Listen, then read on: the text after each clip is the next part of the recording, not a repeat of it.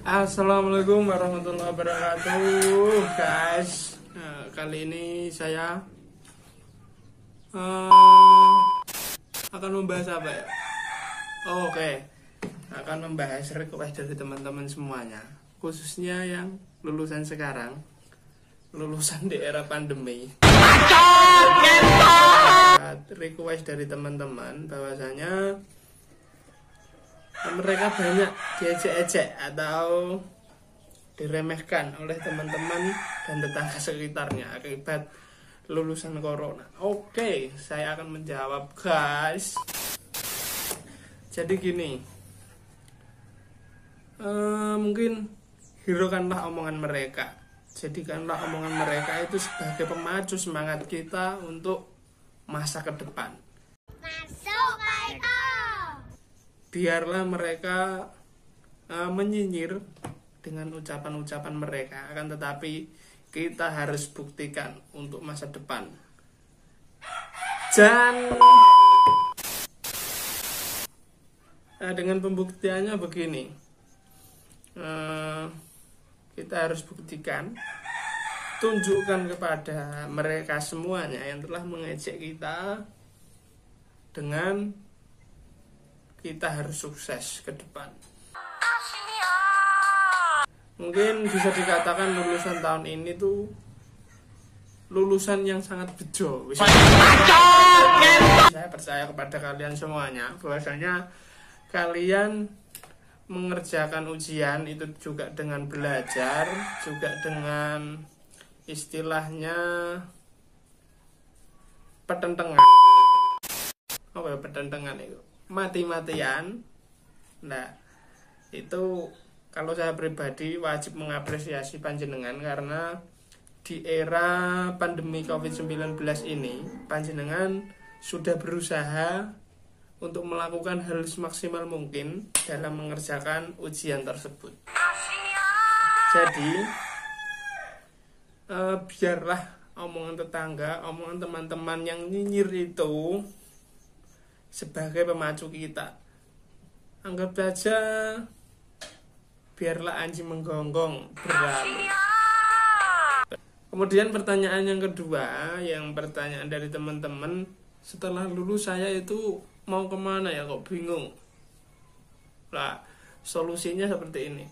Yang pertama, antara kita setelah lulus itu mau bekerja, atau yang kedua, setelah lulus kita itu mau melanjutkan ke jenjang perguruan tinggi, itu ada di dalam pilihan panjenengan. Jadi kita harus memutuskan salah satu di antara bekerja dan melanjutkan ke jenjang perguruan tinggi. Kalau menurut saya, setelah lulus, biar tidak membebankan beban orang tua, kalau menurut saya itu kerja dulu. Setelah kerja kita mengumpulkan uang, baru melanjutkan ke perguruan tinggi. Nah, kemudian banyak orang yang membantah seperti ini. Loh, sekarang kan kalau cari kerjaan kan susah, serba online, dan banyak perusahaan yang belum normal kembali aktivitasnya. Lah, salah satu caranya yang pertama, kita harus memikirkan pola pikir kita atau mindset kita harus kita ubah dengan cara apa yang menjadi hobi kita, jadikanlah sebuah pekerjaan. Contoh saja, hobi saya itu di otomotif mungkin saja. Mungkin teman-teman ada yang hobi desain, grafis, kemudian ada yang hobi jual-jualan online. Nah, itu kita kembangkan, kita pasarkan secara online, karena di era milenial ini, era digital online ini, pemasarannya itu sangat bagus sekali.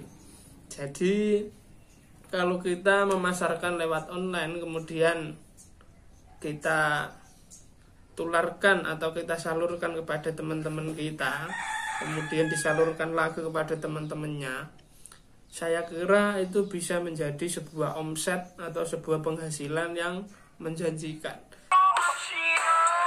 Dan di situ juga butuh proses, tidak secara instan kita langsung mendapatkan hasil yang maksimal. Jadi itu tergantung kita itu sabar menunggu prosesnya sebuah perjalanan menuju kesuksesan atau tidak, itu tergantung kita.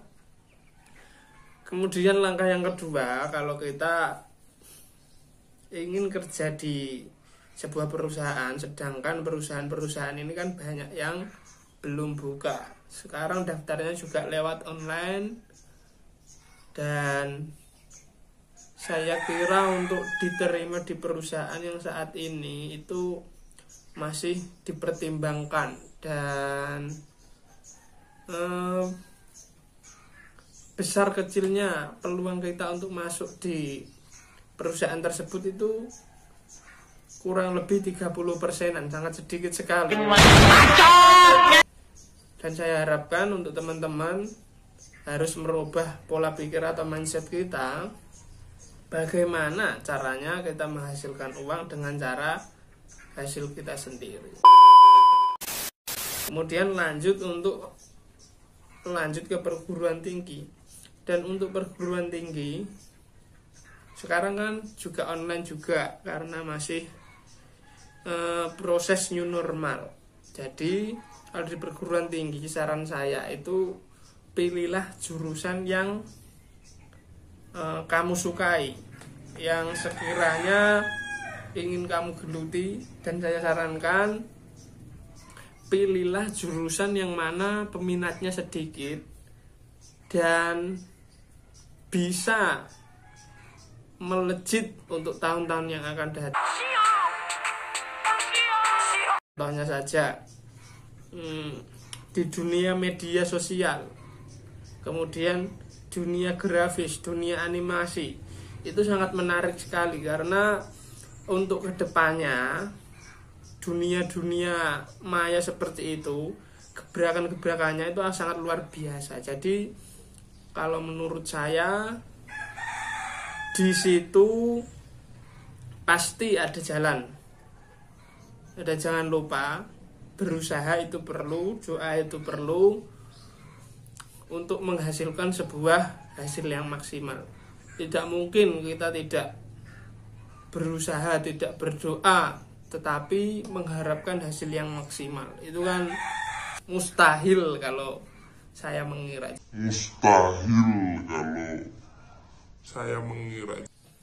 Jadi kalau pendapat saya, hidup itu adalah pilihan. Jadi kalian itu harus mempunyai pilihan untuk masa depan kalian.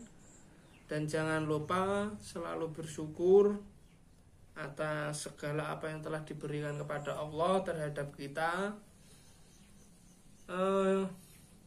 Pilihlah masa depan dan tanamkanlah jiwa disiplin, jiwa kerja keras dalam diri kita, terutama untuk bisa menjadi orang yang sukses masa yang akan datang. Karena memilih jalur yang lain daripada jalur aman, itu tingkat halangan, rintangan itu banyak sekali. Akan tetapi jika halangan rintangan itu kita hadapi dengan senyuman, pasti akan membawa hasil, memberikan kesuksesan.